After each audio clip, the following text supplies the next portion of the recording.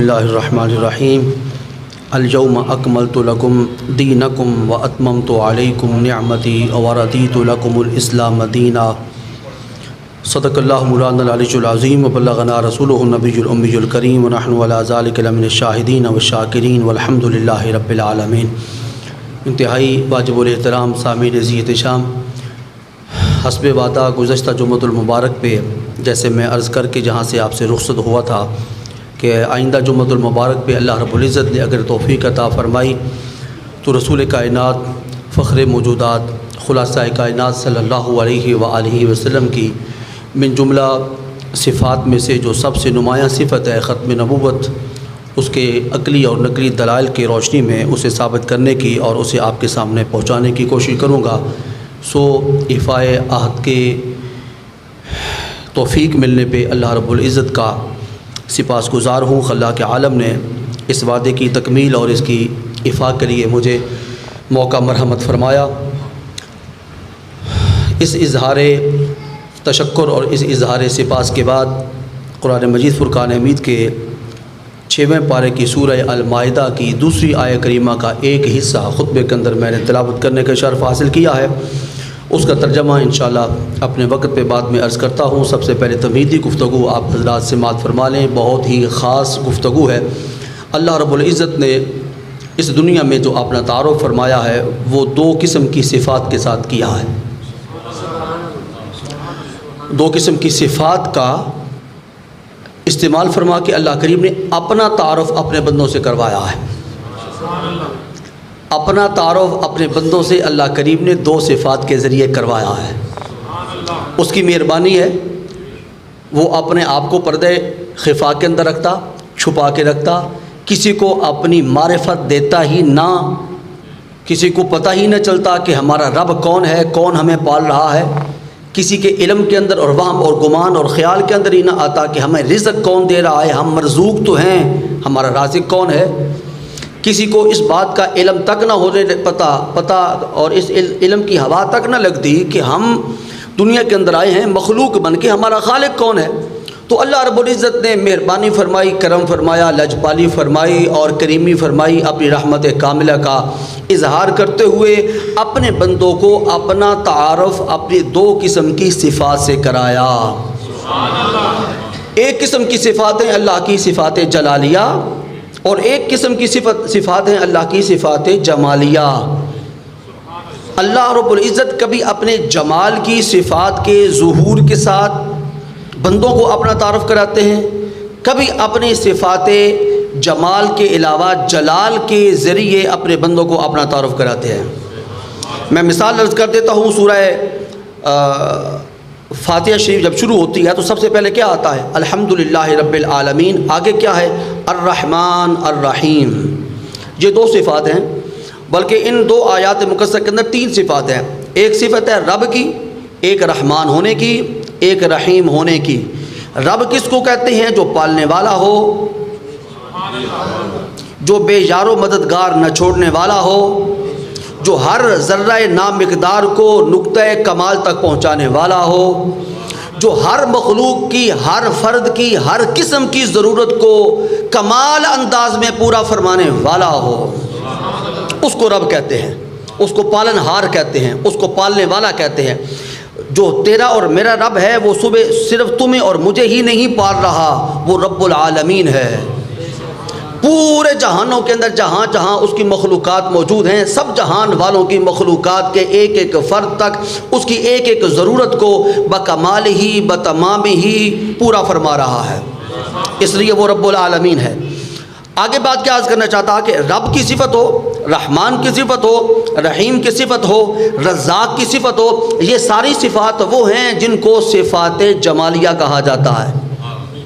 اس کے اندر اللہ کے جمال کا پرتو اور اللہ کے جمال کی جھلک نظر آتی ہے۔ بات سمجھیں گے؟ پھر تھوڑے سے آگے بڑھ کے جب اس کی متضاد صفت عرض کروں گا تو بات واضح ہو جائے گی۔ دوسری قسم کی صفات ہیں اللہ کی صفات جلالیہ۔ اللہ کی صفات جلالیہ آپ نے نام پڑھا ہوگا، اللہ رب العزت کے اسماء مبارکہ میں سے منتقم، اللہ انتقام لیتا ہے، انتقام لینے والا ہے۔ اللہ غضبناک ہوتا ہے، غضبناک ہونا یہ صفت جمالیہ نہیں ہے، صفت جلالیہ ہے۔ انتقام لینا یہ صفت جمالیہ نہیں ہے، صفت جلالیہ ہے، اللہ جلال کے اندر آتا ہے۔ اور ان بطش ربک لشدید، اللہ رب العزت کی پکڑ بڑی سخت ہے، یہ پکڑ کا سخت ہونا یہ صفت جمالیہ نہیں ہے، صفت جلالیہ ہے۔ تو اللہ کریم اپنے مخلوق کو اپنا تعارف اور اپنی معرفت اور اپنی پہچان اور اپنی شناخت اور اپنا علم بندوں کو اپنے قریب کرنے کے لیے کبھی صفت جلال کے ذریعے کرواتا ہے اور کبھی صفت جمال کے ذریعے کراتا ہے۔ بات واضح ہو گئی؟ اب آگے بڑھیے۔ اللہ کی صفات میں سے صرف 2 صفتوں کو میں چن کے ختم نبوت کو بیان کرنا چاہ رہا ہوں، اور یہ خاصہ ہے جوڑا مسجد کا کہ جہاں اور انداز میں ختم نبوت کو بیان کیا جا رہا ہے، جہاں دھونس کے ساتھ مان تو اللہ کے محمد پاک آخری نبی ہیں، ایسا نہیں ہے۔ ہم دلائل آپ کے سامنے عرض کرتے ہیں۔ 2 صفات کو میں نے چنا ہے، ایک صفت جلال کو چنا ہے اور ایک صفت جمال کو چنا ہے۔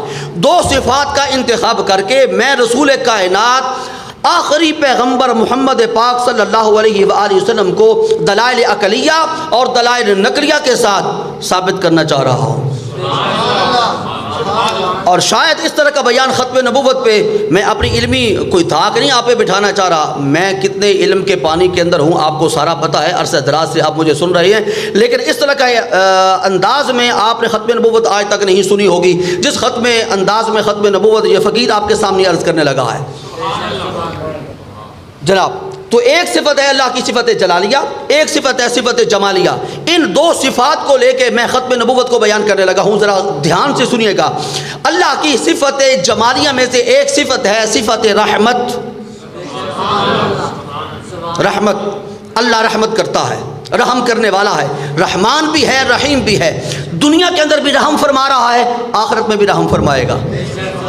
اور دنیا کے اندر جو اس کی رحمت ہے، اس کا فیض اور اس کا اثر اور اس کا فیضان صرف ایمان والوں کو نہیں مل رہا، صرف ماننے والوں کو نہیں مل رہا، نہ ماننے والوں کو بھی مل رہا ہے۔ کافر زندہ سلامت بیٹھا ہے کہ نہیں؟ اللہ کو مانتا ہے جی۔ کافر اللہ کی ربوبیت کے دائرے کے اندر آتا ہے کہ نہیں؟ اللہ اس کو پال رہا ہے کہ نہیں جی؟ اس کو نعمتیں مل رہی کہ نہیں؟ سب کچھ ہے اس کے پاس، صحت بھی ہے، اولاد بھی ہے، رہنے کے لیے اس کو ساز و سامان بھی دیا، گھر بھی دیا، سارا کچھ اس کو دیا، لیکن اللہ اس سے راضی نہیں ہے۔ اللہ راضی اس بندے سے ہے جو خواہ کٹیا کے اندر رہتا ہو لیکن رب کی ربوبیت کا اقرار کرنے والا ہو، بے شک محل کے اندر نہ رہتا ہو، کٹیا کے اندر رہتا ہو، کٹیا میں جہاں نہ ہوا تازہ آتی ہے، نہ روشنی آتی ہے، نہ صفائی کا اہتمام ہے، بارش 1 گھنٹہ ہوتی ہے، اس کی کٹیا کی چھت جو ہے وہ 3 گھنٹے ٹپکتی ہے، لیکن اس کے باوجود وہ شکر ادا کرتا ہے، مولا کریم کم از کم مجھے یہ جھونپڑا تو نے عطا کر رکھا ہے، میں تیرا احسان ادا نہیں کر سکتا، تو میرا رب ہے، تو میرا پالنہار ہے، جس حال میں تو رکھے گا یہ تیرا بندہ تیرے اس حال پہ رہنے کے لیے راضی اور آمادہ ہے، اللہ اس پہ راضی ہے۔ تو ایک ہے اللہ کی صفت رحمت، صفت رحمت کا ظہور ہوتا ہے، اور ایک ہے، بڑی اب دھیان سے سنیے گا، ایک ہے دوسری صفت، صفت جلالیہ، اس کا نام ہے صفت غضب۔ یہ دونوں صفات بندے کے لیے بڑی ضروری ہیں۔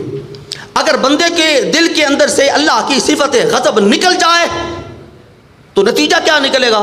بندہ سرکش ہو جائے گا، باغی ہو جائے گا، اللہ کے حکم کو مانے گا نہیں، دل کے اندر سے خوف اٹھ جائے گا، تقوی کی دولت حاصل نہیں ہوگی اور بندہ متقی نہیں بن سکے گا۔ بات ٹھیک ہے کہ نہیں؟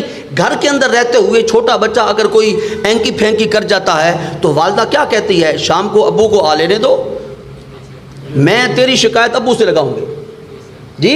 اب ابو کے ہاں اس بیٹے کی شکایت لگانا، یہ والدہ اس کے ساتھ ظلم کر رہی ہے۔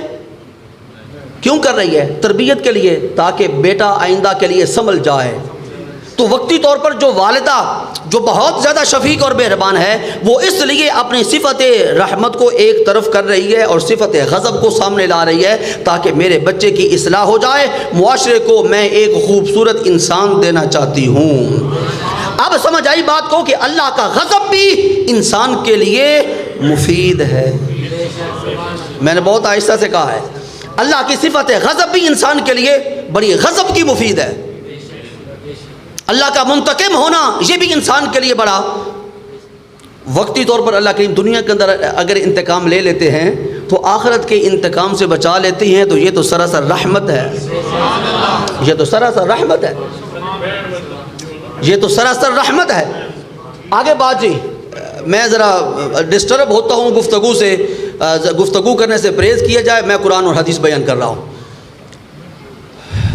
کامل توجہ فقیر کی طرف، بس فقیر ادھر ادھر کی باتیں نہیں سننے کا عادی۔ صفت غضب بھی انسان کے لیے ضروری، صفت رحمت بھی انسان کے لیے ضروری۔ اور اگر انسان کے عقل اور شعور کے دروازے کھلے ہوں تو دونوں صفات کو انسان اپنے سینے کے ساتھ لگا کر اللہ کا شکر ادا کرتا ہے، مولا کریم تیری رحمت پہ بھی قربان جائیے، تیرے غضب پہ بھی قربان جائیے۔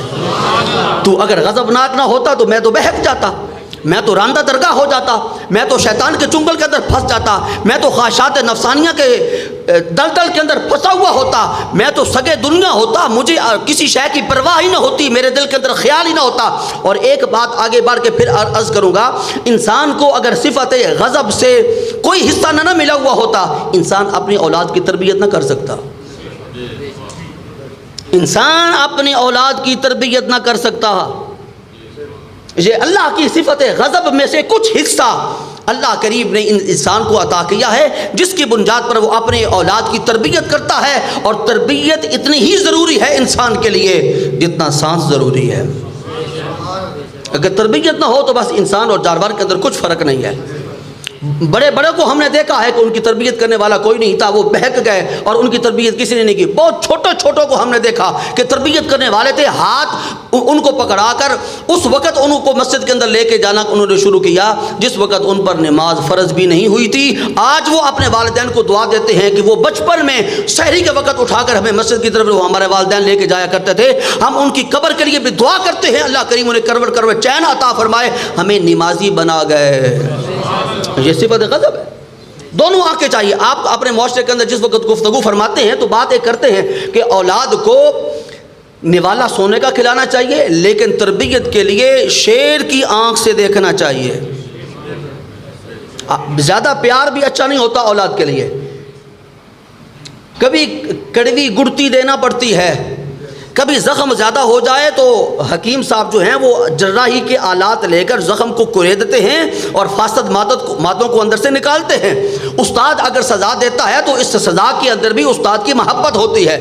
اب میں اپنے نتیجے پر پہنچا کہ اللہ کی دو صفات ہیں، صفت رحمت بھی اور صفت غضب بھی، دونوں انسان کے لیے ضروری ہیں۔ اب آئیے صفت رحمت کیا ہے؟ صفت رحمت کا اللہ نے جب ظہور فرمایا تو اس کو دو حصوں میں تقسیم کیا، اور دونوں حصے رسول کائنات کو بتمام ہی اور بکمال ہی عطا فرمائے، اور فرمایا رسول کائنات صلی اللہ علیہ وسلم نے اپنی زبان اقدس سے انما بعثت رحمتاً، مجھے اللہ نے رحمت سراپا بنا کر بھیجا ہے، سراپا رحمت بنا کر بھیجا۔ ابھی میری بات ختم نہیں ہوئی، اگلی بات، رحمت کا پہلا اثر، ہر شے کا اثر ہوتا ہے نا، بلب کا بھی ایک اثر ہے، بلب جب تک بند رہے روشنی نہیں دیتا، جس وقت اس کو آن کیے جائے اس کا اثر ظاہر ہوتا ہے، اس کا اثر کیا ہے؟ روشنی دینا۔ تو رحمت ایک وجود ہے، اور اس وجود کا نام محمد پاک صلی اللہ علیہ وسلم کی ذات گرامی ہے، اس وجود پاک کا ایک اثر ہے، اور وہ وجود کیا ہے؟ رحمت ہے۔ اس وجود کا اثر کیا ہے؟ دو چیزوں کے اندر ظاہر ہوگا، ایک علم میں، ایک اخلاق میں۔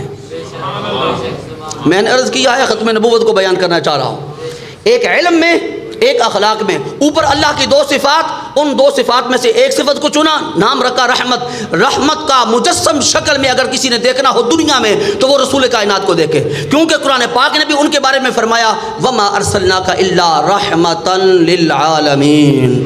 انہوں نے خود بھی فرمایا انما بعثت رحمہ، مجھے مبعوث بنا بھیجا گیا ہے رحمت بنا کے۔ اب اس رحمت کو کا اثر کیا ہے؟ دو چیزوں میں ظاہر ہوگا، علم میں اور اخلاق میں۔ اب دیکھیے رسول کائنات کیا ارشاد فرماتے ہیں، آقا کریم فرماتے ہیں اوتیت علم الاولین والآخرین، مجھے پہلوں کو بھی علم سارے دے دیے گئے، اور جنہوں نے میرے بعد آنا ہے، جس ٹیکنالوجی نے، جس سائنس نے جتنی ترقی کرنی ہے، اور وہ ترقی ساری نگاہ نبوت کے اندر ہے، فرمایا تیرا موبائل بعد میں ایجاد ہوگا، محمد پاک کے علم میں پہلے سے موجود ہے۔ ہم بکریوں کا دودھ دو کے پینے والے ہیں، ہم سرید کھانے والے ہیں، ہم چٹیل میدان میں بیٹھنے والے ہیں، ہم میدان کے اندر جا کر لوگوں کے سامنے جہاد کرنے والے ہیں، تلوار ہمارے پاس ہے اور وہ بھی کند ہے، لیکن اس کے باوجود تیرے موبائل کی ساری ٹیکنالوجی کا علم ہمارے پاس ہے۔ کیوں؟ اوتیت علم الاولین والآخرین، ہمیں پہلوں کا علم بھی دے دیا گیا ہے، آخروں کا بھی علم دے دیا گیا۔ اس کے بعد فرمایا انما بعثت معلما،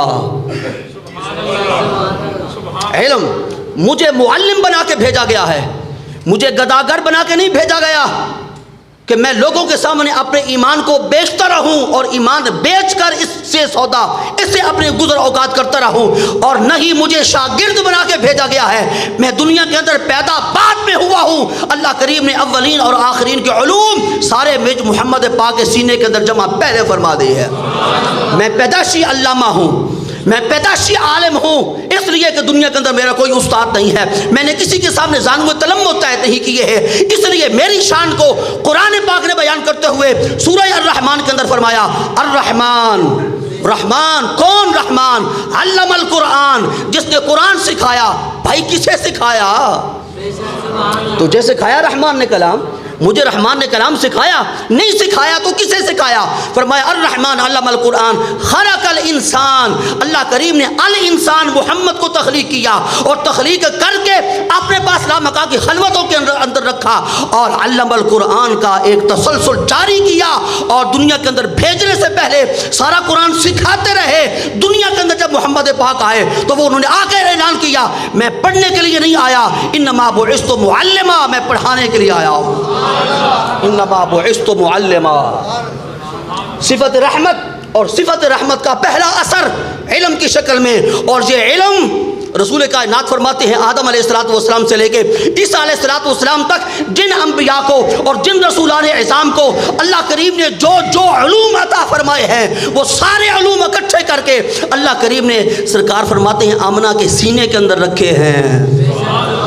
اور ابھی میں وہ حدیث پاک آپ کو سنا چکا ہوں، انما اوتیت علم الاولین والآخرین، اولین کے علم بھی میرے پاس ہے، آخرین کے علم بھی میرے پاس ہے۔ کبھی وقت ملا تو علم نبوت محمدیہ پر بھی کلام کر کے سناؤں گا کہ تیرے رسول کریم کو تیرا کیسے علم تھا، اس دور کے تقاضوں کا کیسے علم تھا، رسول کریم نے حدیث پاک کے اندر بیان فرمایا ہے، حضور نے بیان فرمائے ہیں۔ قرب قیامت میں کیا وقوع پذیر ہونا ہے سرکار نے بیان فرمایا ہے۔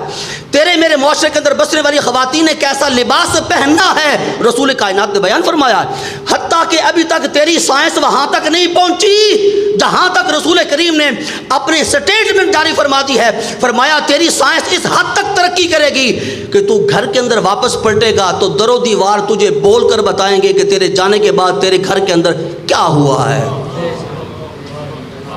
شاید جہاں تک پہنچی ہے نہیں پہنچی، پہنچے گی، کیوں کہ سچے رسول نے فرمایا ہے۔ اور بات سنا دوں، سچے رسول نے ارشاد فرمایا تھا اپنے علم کا اظہار کرتے ہوئے، فرمایا تیرے جوتی کا تسمہ تیرے ساتھ کلام کرے گا۔ ابھی تو موبائل ایجاد ہوا ہے نا، ابھی جوتے کے تسمے نے بولنا ہے۔ سائنس والوں کو بتا دو کہ تیاری کر لو، سائنس نے یہاں تک پہنچنا ہے۔ یہ کیا ہے؟ اولین کے علم بھی سرکار کے پاس، آخرین کے علم بھی سرکار کے پاس۔ اولین کے علم میں سے ایک بات سنا دوں، آپ کہیں گے کہ بھئی آخرین کے علم پر تو بات کر رہا ہے، سرکار کو پہلے علوم کا کیسے پتہ تھا؟ مدینہ منورہ کی سرزمین ہے، صحابہ کرام کا جمع غفیر میرے آقا کریم کے سامنے حاضر خدمت ہے، اور پتہ کیسے بیٹھے ہیں؟ گول دائرہ بنا کر، ادب کے ساتھ، سر کو جھکا کے، اپنے سانسوں پر پہرے بٹھا کے، تاکہ جہاں سانس لینا بھی بے ادبی ہے آواز اونچی نہ ہونے پائے، جہاں آواز نہیں اونچی کرنے، نا یہ ایم پی اے کا دربار نہیں ہے، یہ دربار نبوت ہے۔ اس دربار نبوت کے آداب اللہ نے وضع فرمائے ہیں۔ کوئی نہیں بات سمجھ آئی میری؟ تیرے گھر کے اندر آنے کے آداب تو بنائے گا، میرے گھر کے اندر آنے کے آداب میں وضع کروں گا۔ فلاں وقت میں آنا ہے، فلاں وقت میں نہیں آنا، فلاں کو لے کے آنا ہے، فلاں کو نہیں لے کے آنا، اس انداز میں آنا ہے، اس انداز میں نہیں آنا۔ قارون کے زمانے کا ایک انداز تھا کہ اس کے خزانے دربار میں وہ جا سکتا تھا جس نے ریشم کا لباس پہنا ہوا ہو اور اس کے بازوؤں میں سونے کے کنگن ہوں۔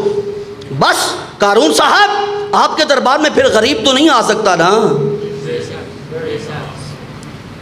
تمہارے دربار میں غریب تو نہیں آ سکتا، کیونکہ غریب کو نہ تو سونے کے کنگن میسر ہیں، نہ غریب کے پاس ریشم کا لباس ہے، تو بلال حبشی پھر کہاں جائیں؟ صہیب رومی کہاں جائیں؟ سلیمان فارسی یہاں سے بیچارہ چلا، میں لفظ واپس لیتا ہوں، بیچارہ نہیں ہے، معذرت چاہتا ہوں، سلیمان فارسی یہ ایران سے چلا اور جس کی زیارت کے لیے گیا 12 مرتبہ راستے میں بکا۔ تو اگر اس کے دربار میں جانے کے لیے سونا چاہیے اور ہیرے چاہیے، جواہرات چاہیے اور ریشم چاہیے، تو سلیمان فارسی کو تو وہ قبول ہی نہیں کرے گا۔ فرمایا نہیں، جس کے پاس کچھ نہیں ہے وہ بھی ہمارے دربار میں آ جائے، ہم اس کو دامن بھی دیں گے، دامن بھر کر بھی عطا کریں گے، دامن بھی دیں گے۔ اور ایک ایسا آیا، یہ اخلاق کی بات کر رہا ہوں، ایک ایسا آیا اور نام اس کا بڑا پیارا ہے، عمیر، حضرت مصعب بن عمیر، شکریہ، مصعب بن عمیر مکہ پاک کا لینڈ لارڈ آدمی ہے، جو ایک مرتبہ لباس پہنتا ہے زندگی بھر میں وہ لباس نہیں پہنتا، خوشبو اتنی قیمتی لگاتا ہے یمن سے منگوا کر کہ جس گلی سے گزر جاتا ہے مصعب بن عمیر 3 دن تک گلیاں مہک کر بتاتی رہتی ہیں کہ یہاں سے مصعب بن عمیر گزر کے گیا ہے۔ اتنا کوئی اعلیٰ پرفیوم آپ کے پاس ہے 50-60 ہزار کا، جو 50,000-60 کا ملتا ہے اس کی بھی اتنی لمبی لائف اور عمر نہیں ہے، تو یہ عطر لگا کے نکلتا ہے، لیکن اسلام قبول کر لیا، چچا نے نکال دیا اور نکالتے ہوئے جسم کے کپڑے بھی اتروا لیے۔ مصعب بن عمیر نے اپنی شرمگاہ کو پتوں کے ساتھ ڈھانپا اور جھکتے ہوئے اپنی والدہ کی خدمت کے اندر حاضر ہوئے، عرض کرتے ہیں والدہ ماجدہ میں نے اسلام قبول کر لیا ہے، اب واپس کوئی راستہ نہیں ہے، محمد پاک کا سونا چہرہ دیکھ لیا ہے، اب میں واپس آنے والا تو نہیں ہے، مجھے اپنا دوپٹہ دے دیں تاکہ میں شرمگاہ کو ڈھانپ کے حضور کی بارگاہ ناز میں حاضر ہو جاؤں۔ مصعب بن عمیر کو والدہ ماجدہ نے اپنا دوپٹہ عطا فرما دیا، رحمت کا سائبان دے دیا۔ والدہ کے دوپٹے کو کیا سمجھتی ہوگی؟ یہ کوئی چھوٹی شے ہے، یہ تمہاری جو جنت ہے نا، جنت اس کے سر کو ڈھانپنے والا کپڑا ہے۔ ہاں پھر آپ کہیں گے بھئی تو بھی عجیب ہی ہے، اللہ کرے آج کی والدہ کو اللہ تعالیٰ سر پہ دوپٹہ لینے کی توفیق دے۔ ہاں دوپٹہ تو تب سایہ رحمت بنے گا نا جب سر پہ آئے گا، جب سر پہ نہیں آئے گا وہ گلے کی زینت بنے گا یا ادھر شولڈر پہ لٹکا ہوا ہوگا، وہ کیسے سایہ رحمت بن سکتا ہے؟ اس والدہ کا سایہ اور اس والدہ کا دوپٹہ سایہ رحمت بنے گا جس والدہ نے رسول کائنات کے علم کا حیا کرتے ہوئے اپنے سر کو ڈھانپ کر رکھا ہے، اس طرح جس طرح کہ رسول کائنات کی ہم بیٹی صاحبہ نے ڈھانپ کے رکھا تھا۔ کبھی بھولے سے بے خیالی میں سر اقدس سے ذرا دوپٹہ سرک جاتا، بال مبارک اگر کہیں سورج کو نظر آنے لگتے، سورج کے آگے بادل آ جاتا، سورج نے بھی وہ بال مبارک نہیں دیکھے، کسی فرد بشر نے تو دیکھنا دور کی بات ہے، سورج نے بھی نہیں دیکھے۔ سورج بوڑھا ہو گیا لیکن خاتون جنت کے بال مبارک نہ دیکھ سکا، کیونکہ سورج کے اندر بھی حیا موجود ہے۔ اللہ کریم سورج کا حیا اس امت کی عورتوں کو بھی عطا فرمائے۔ اللہ اکبر۔ تو مصعب بن عمیر بالکل الف ننگے اور صرف اپنی شرمگاہ کو ڈھانپے ہوئے حضور کی بارگاہ ناز کے اندر حاضر ہو گئے، اور پھر بقیہ ساری مکی زندگی حضور کے ساتھ رہے، مدنی دن زندگی حضور کے ساتھ رہے، نہ ابا کا ورثہ ملا، نہ چچا کا ورثہ ملا، اور نہ ہی والدہ کا ترکہ ملا، کسی کا ترکہ نہ ملا۔ لیکن اب میں بات کہے بغیر آگے نہیں بڑھ سکتا۔ مصعب بن عمیر کو وہ ورثہ ملا جو محمد پاک کا ورثہ تھا، اس سے اور کیا چاہیے؟ مصعب بن عمیر کو اور کیا چاہیے؟ اور محمد پاک کا ورثہ کیا ہے؟ درہم و دینار محمد پاک کا ورثہ نہیں ہے، محمد پاک کا ورثہ ہے قرآن اور حدیث رسول۔ محمد کا ورثہ یہی ہوا تھا مدینہ منورہ کے اندر۔ حضرت ابو ہریرہ رضی اللہ تعالیٰ عنہ مدینہ پاک کے بازار کے اندر نکلے اور جا کر کہنے لگے، لوگو تم عجیب لوگ ہو، بادشاہ لوگ ہو، بازار کے اندر بیٹھے ہو، اپنی دکانوں پہ کام کر رہے ہو، تجارت کا ساز و سامان تم خرید و فروخت کر رہے ہو، اور مسجد نبوی شریف کے اندر رسول کائنات کا ورثہ تقسیم ہو رہا ہے، حضور کا ورثہ تقسیم ہو رہا ہے، آپ کا ترکہ تقسیم ہو رہا ہے، آپ کی جائیداد تقسیم ہو رہی ہے۔ لوگ بڑے حیران ہوئے، بھئی ہمیں بھی کچھ نہ کچھ مل جائے گا۔ سارے لوگ آ گئے، مسجد نبوی شریف کے اندر آ کر دیکھا تو کوئی قرآن پڑھ رہا تھا، کوئی حدیث پڑھا رہا تھا۔ جا کے پکڑا ابو ہریرہ کو، بھئی تم نے کہا تھا ورثہ تقسیم ہو رہا ہے، جائیداد تقسیم ہو رہی ہے، ترکہ بٹ رہا ہے، وہاں تو قرآن پڑھایا جا رہا تھا، ہم بھی مسجد میں جاتے ہیں، قرآن جب چاہتے ہیں پڑھ لیتے ہیں۔ ابو ہریرہ نے فرمایا، مجھے بتاؤ کہ قرآن اور حدیث کے علاوہ بھی محمد کا کوئی ورثہ ہے؟ اس کے علاوہ بھی محمد کا کوئی ورثہ ہے؟ محمد پاک کیا چھوڑ کے گئے تھے؟ دنیا کو تو پسند نہیں کیا، دنیا کو تو خود سے دور رکھا. دنیا اس حد تک قریب آئی کہ دنیا نے چاہا کہ میں احد پہاڑ سونا بن جاؤں اور جہاں محمد جائیں ساتھ جاؤں. فرمایا نہیں، ہم یہ نہیں چاہتے. اور اپنی اولاد کے لیے رسول کائنات نے دعا کی، اللہم ارزق آل محمد قوتا، اے اللہ میری اولاد کو بس واجبی سا رزق دینا، صبح کا ہو شام کا نہ ہو، شام کا ہو صبح کا نہ ہو. یہ مال و دولت یہ فرعون کا ورثہ ہے، اور رسول کائنات کا ورثہ ان 30 پاروں میں ہے. کتنا مقدس ورثہ ہے. اس ورثے کو اور اس ترکے کو اور اس جائیداد کو بے وضو ہاتھ لگانا تو دور کی بات ہے، چھوا بھی نہیں جا سکتا. اور جس کے سینے کے اندر ہو وہ حافظ قرآن ہوتا ہے. تو اللہ کریم نے سرکار کریم کو کیا عطا فرمایا؟ اپنی رحمت عطا کی. اور رحمت کا پہلا مظہر کیا ہے؟ رحمت کا پہلا اثر ہے علم. وہ سرکار کی سینے پاک کے اندر ہے. اور علم کے بارے میں کیا ہے؟ وَعَلَّمَكَ مَا لَمْ تَكُنْ تَعْلَمْ وَكَانَ فَضْلُ اللَّهِ عَلَيْكَ عَظِيمًا. اور دوسرے علم کے بارے میں اسی آیت کریمہ کے اندر بیان فرمایا گیا ہے جو میں نے المائدہ کی پڑھی ہے، الْيَوْمَ أَكْمَلْتُ لَكُمْ دِينَكُمْ. یا رسول اللہ دینی معاملات کا جتنا علم تھا آج وہ میں نے آپ پہ مکمل کر دیا ہے.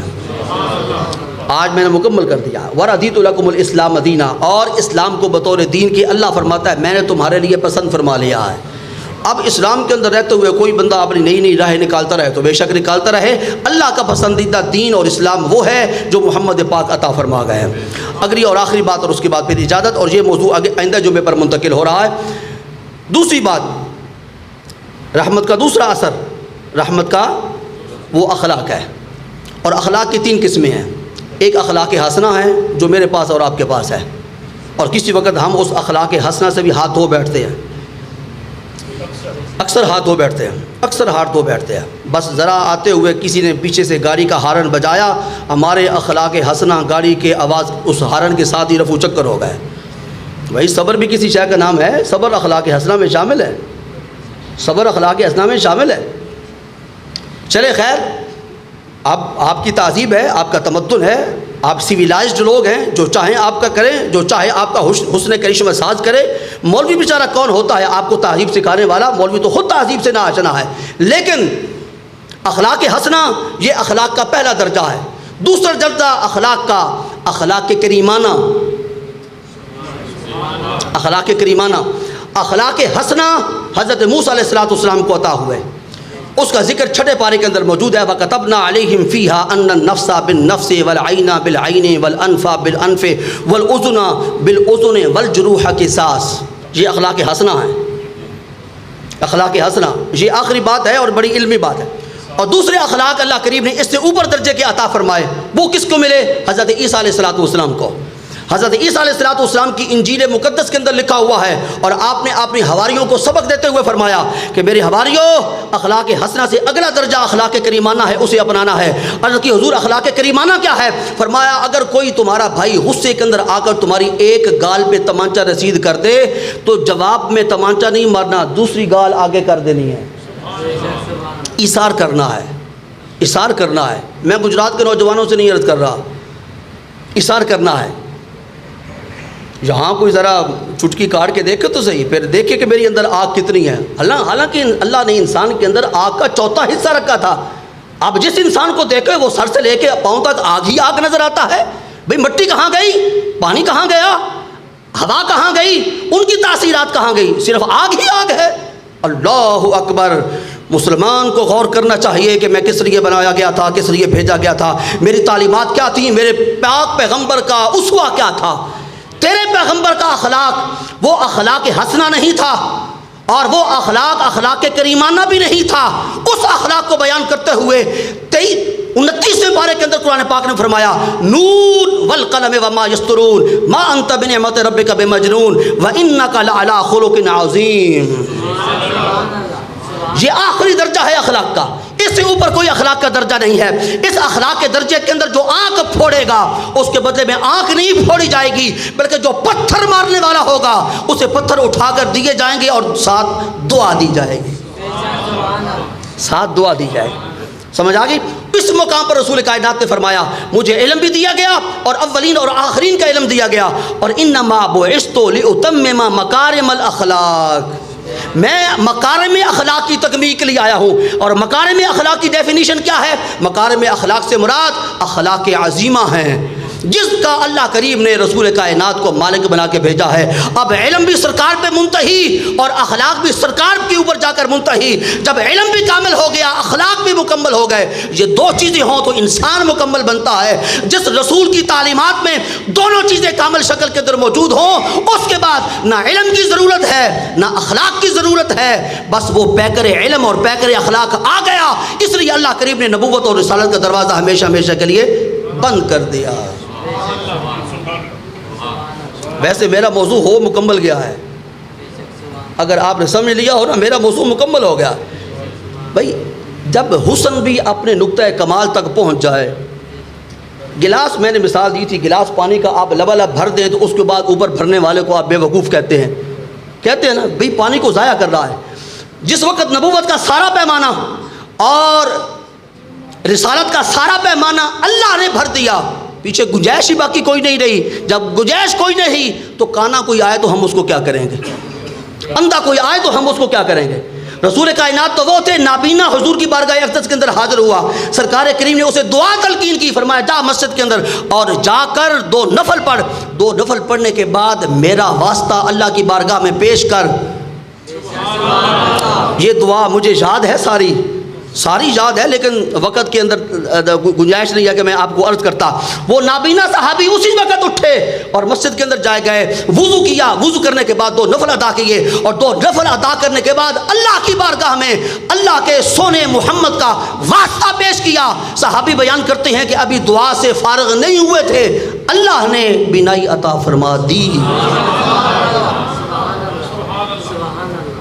اللہ نے بینائی عطا فرما دی۔ اور اس کا حوالہ اگر کسی کو چاہیے اور کسی کے مسلک کے خلاف اگر کوئی بات ہو گئی ہے تو میں تو چھیڑتا نہیں ہوں، نہ مجھے کوئی چھیڑا جائے۔